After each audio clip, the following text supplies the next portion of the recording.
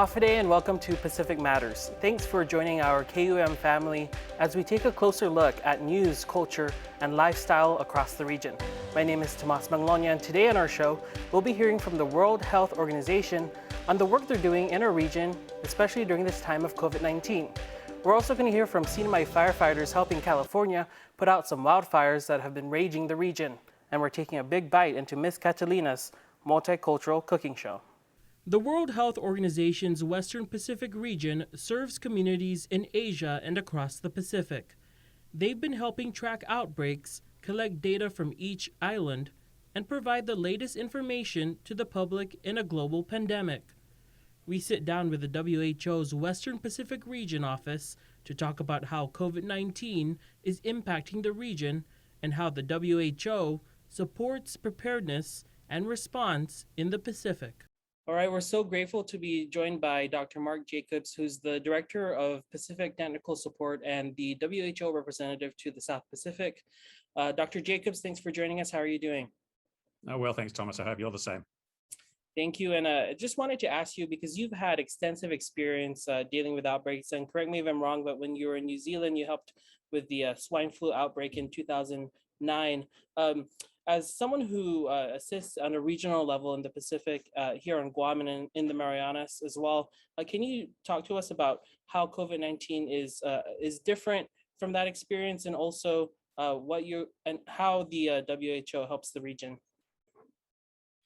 Well, the two main differences, well, three main differences between COVID and swine flu, to use that as an example. One was we've had another 10 years to get ready for the next pandemic after swine flu. So there were many lessons that countries in the region and around the world learnt. And so systems are much stronger now than they were before swine flu.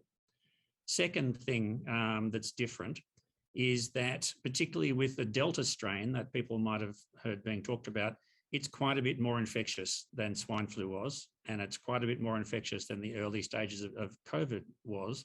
And so it is spreading more easily, and so the actions need to be stronger.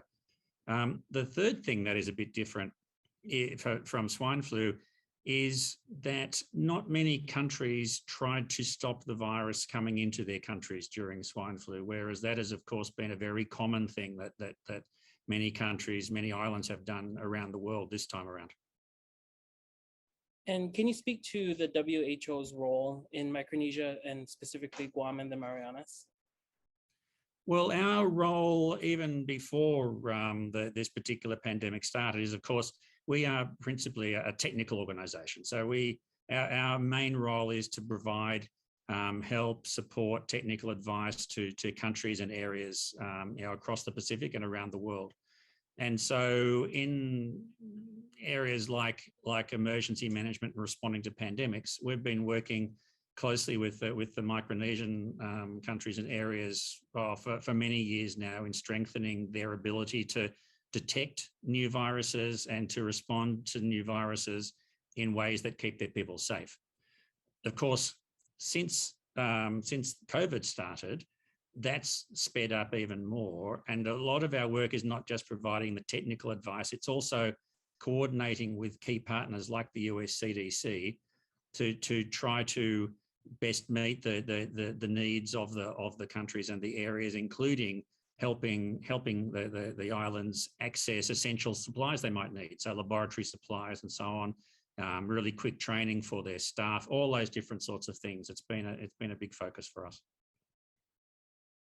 And also just wanted to touch on a little bit more about supporting preparedness and the response. What does that look like in terms of whether there's a supply chain, or even as we're seeing now this week with the surge on Guam, staff being sent to the islands? Is that also something that the WHO covers? Yeah, certainly it does. And we are a very active part of a joint sort of incident management team in the Pacific that it involves other partners like US CDC as well, where we are looking country and area by country and area at what the needs are, and speaking to the local authorities about what the needs are, and also trying to anticipate what the needs might be, because of course the needs are different for an island that is seeing no cases versus an island that's already seeing lots of cases. But of course, for the island seeing no cases, the planning has to happen for when they get cases in the future.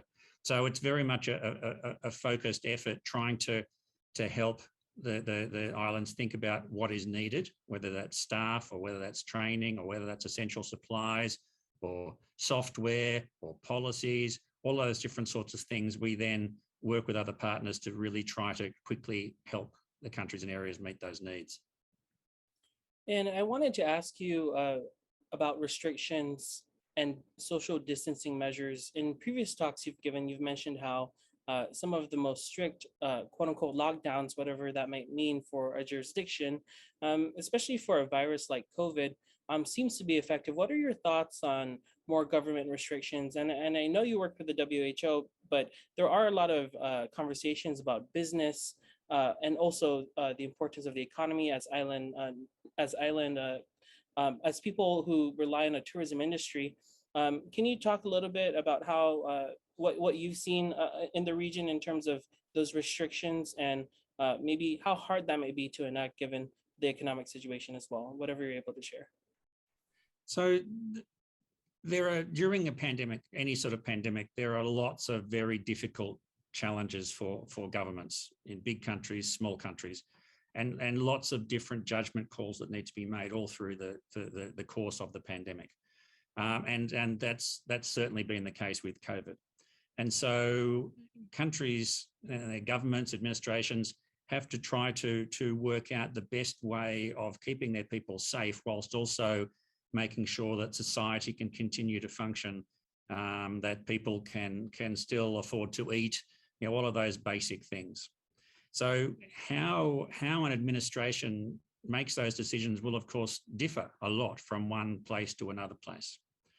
The lockdowns and other sorts of restrictions, certainly the experience around the world with COVID is that where those are done well, and by well it means that they're well thought through and also the community supports them, they are actually very effective, particularly in the earlier types of COVID that weren't quite as infectious. It's a bit harder for the very infectious Delta, but they still have a big effect.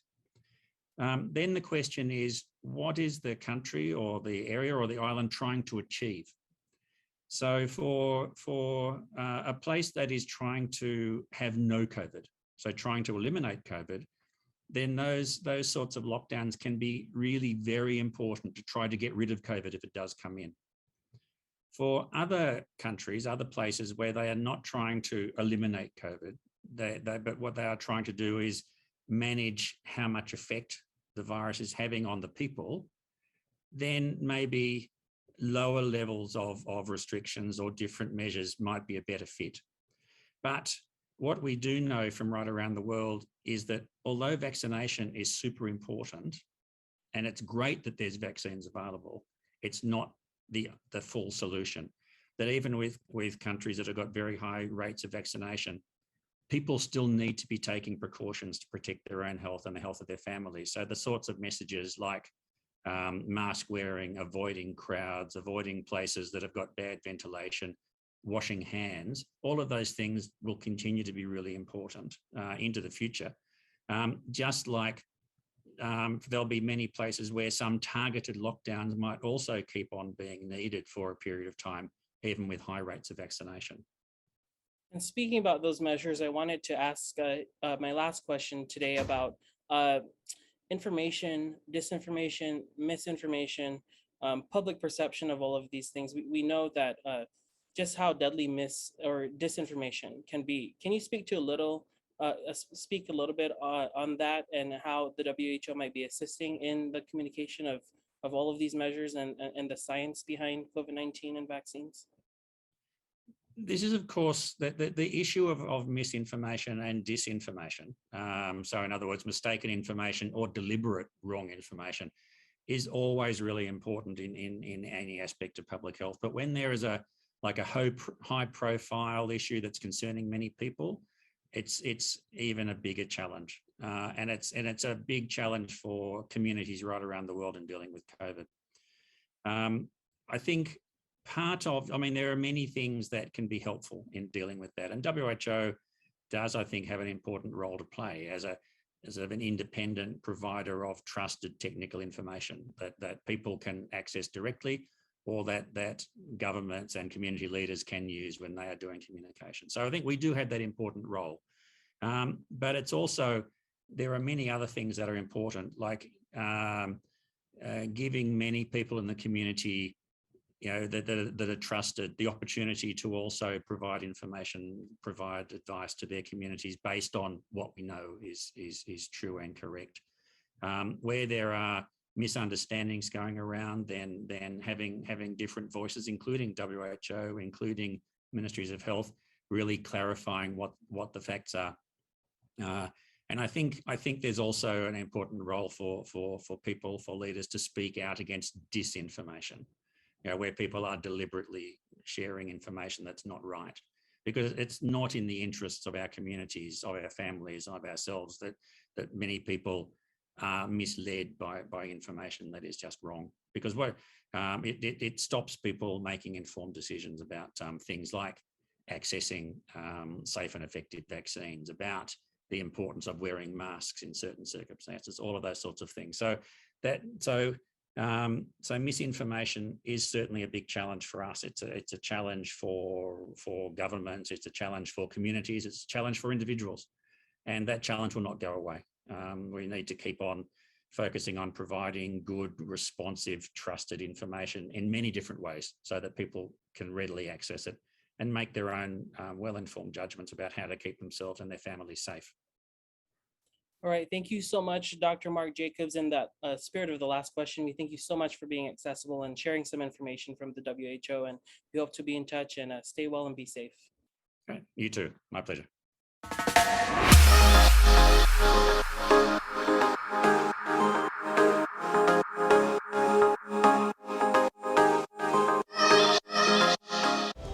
Welcome back.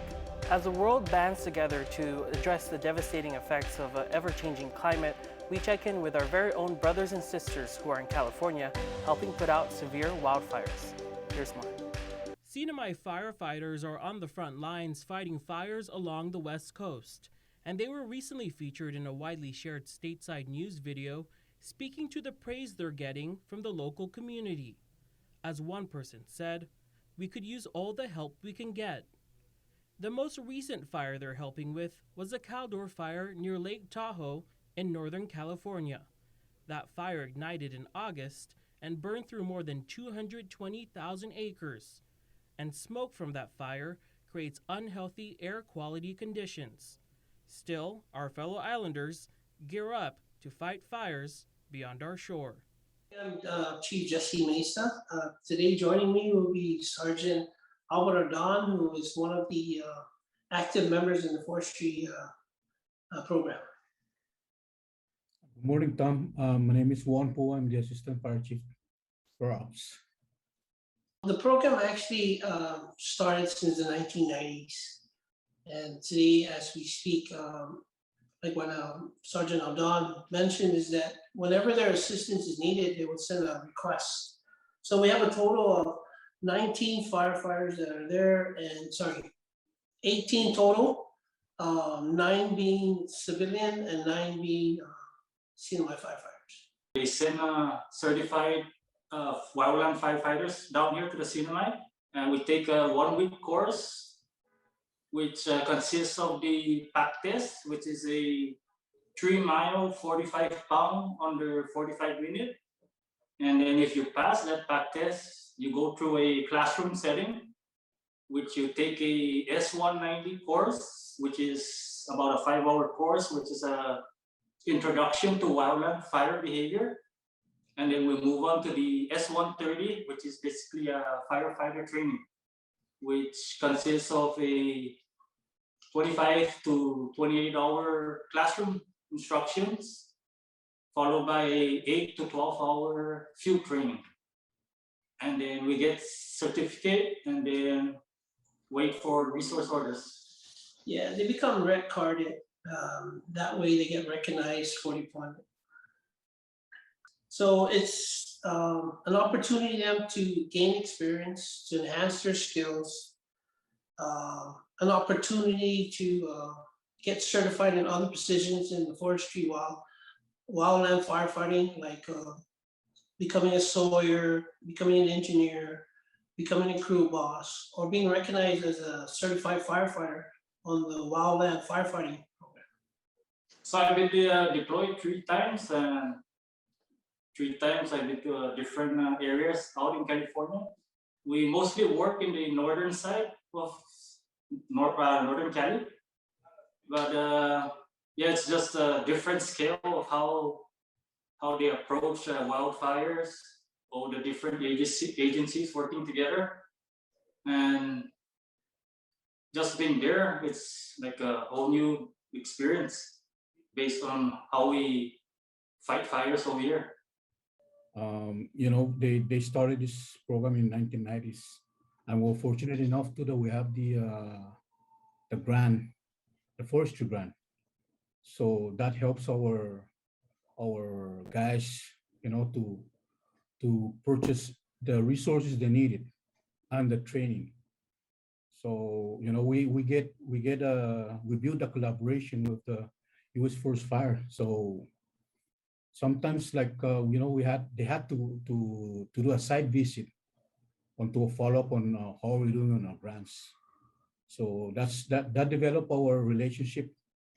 So like what Chief Mesa mentioned earlier is that if they needed our people to help out on those big fire, that's when they request from us. Well, to the families of the firefighters that were deployed, we thank them so much for their support and an opportunity for their spouses to take this opportunity to go out there to provide that service that's needed. Secondly, we wish them to be safe. And then we encourage the community that when they hear the program, that it's reaching out to the community for every year we do this to recruit civilians that are out there that are interested in the field or in the career of the fire service, because like Albert mentioned, we have in previous years, several firefighters or civilians that were deployed were actually recruited by other firefighter or wildland crew to join their crew. And one of them that's out there his name is James Bloss. I believe now he's a captain. Yeah. We have Mr. Manglona, who was out there for several years, now returns back home, who was a crew boss. So it's an opportunity for a career in the wildland firefighting, if that is the field they choose to be in.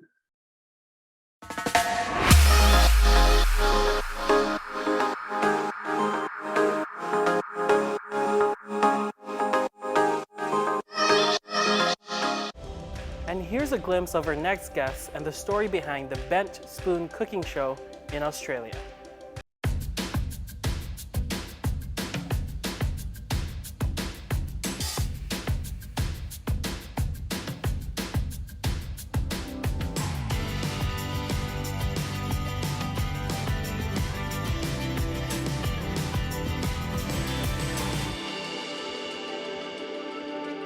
Hi everyone, talo falava, womajika, and welcome to the Bent Spoon, brought to you by Thorn Harbour Health.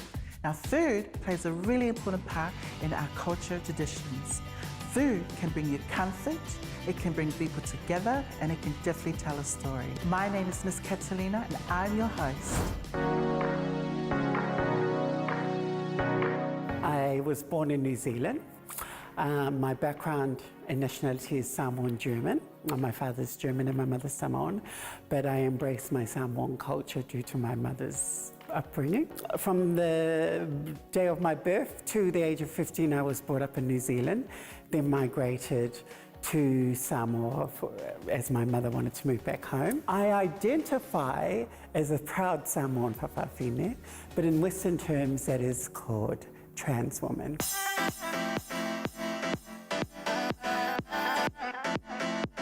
Talofa. Talofa Katalyna. So Latoya, tell me, what are you making today? Making a very famous Samoan dish, which is called palasami. I can tell, it's my favorite. Yes.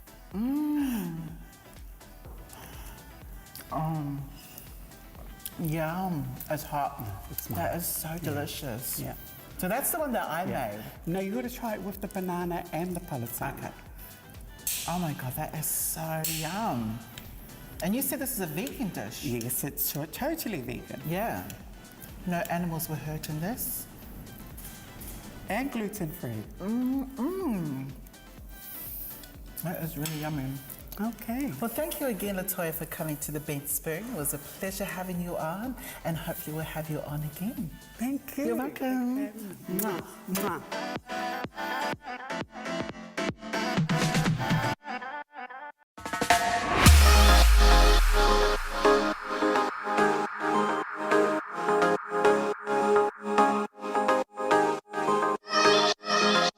All right, and we're so grateful to be joined by Miss Katalyna here on our Zoom room. And Miss Katalyna, our viewers just saw a little bit about your first episode. Do you mind explaining that episode and what you did there? Yeah, sure. So that was our guest there was actually Latoya. She's one of our trans advocates here in Melbourne and one of our elders. So she brought in a recipe called balsami. And it's basically, coconut leaf, not coconut leaves, sorry, it's taro leaves wrapped up in a coconut cream with onions. And then it's like spinach. So when you bake it, you wrap it in foil. This is the modern version. And then you bake it for about 20 to 30 minutes. And then you take it out and it just looks like spinach and it kind of has that texture, but it has a different taste. It was such a great episode. And for those of our viewers who might be meeting you for the first time, do you mind just telling us a little bit about yourself? Sure. So I am actually an advocate or activist here in Melbourne, obviously the host of the Bent Spoon. I'm also the co-founder of the Trans Pride March Melbourne and the Trans Pride concert, which is the first for our state here in Victoria, and also an inspiring music DJ as well. And for your program, The Bent Spoon, do you mind describing that program, how it started and what your goals are there on that show? Yeah, it basically started in the very first pandemic. It's produced by Thorn Harbour Health, and they wanted to create something during what was happening in the pandemic, to bring people together, so people don't feel too isolated.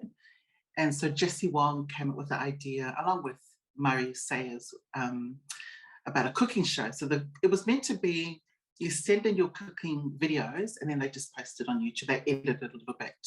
That was the original concept.